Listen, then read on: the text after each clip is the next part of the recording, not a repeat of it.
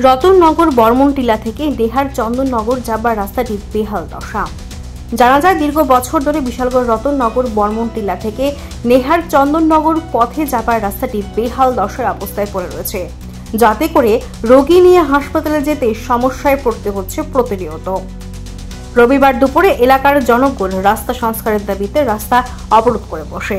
রাস্তা সংস্কারের দাবি জানান এলাকার জনগণ।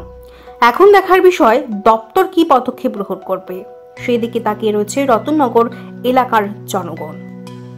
নমস্কার, এটা বর্মনটিলা রতননগর, এটা ইন্দিরা চমনি হইতে নেহাল চন্দননগর পর্যন্ত গেছে এই রাস্তাটা। কিন্তু আজকে বিগত অনেক দিন ধরেই রাস্তাটা খুবই খারাপ পজিশনে পড়ে রয়েছে। কিন্তু সংস্কার করার কথা ছিল, কিন্তু কথা সংস্কার হয়েছে না। আমাদের মাননীয় এমএলএ মহোদয় এনে বললো যে রাস্তাটা মেরামত হইব, কিন্তু হইব করে কিন্তু আজ অব্দি হইতেছে না রাস্তাটা।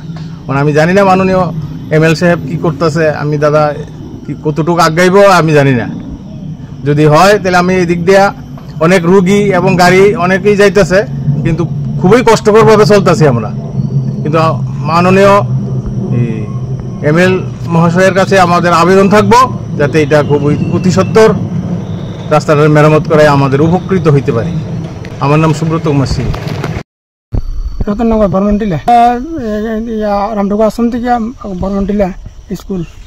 বিগত 15-16 বছর যাবত রাস্তাটা খারাপ। এটা রাস্তাটা ভালো হয়ে যেতেন না, রুগী নিয়ে যাইতে অসুবিধা, মানুষ চলাচলের সুবিধা হইব। রাস্তাটা বিষম সুবিধা দ্রুত যাতে রাস্তাটা সারাই হয়, সারাইলে রাস্তার সারাইলে রুগী টুগী বা অ্যাম্বুলেন্স ফায়ার সার্ভিসের খুব যোগাযোগ ব্যবস্থা ভালোই হয়।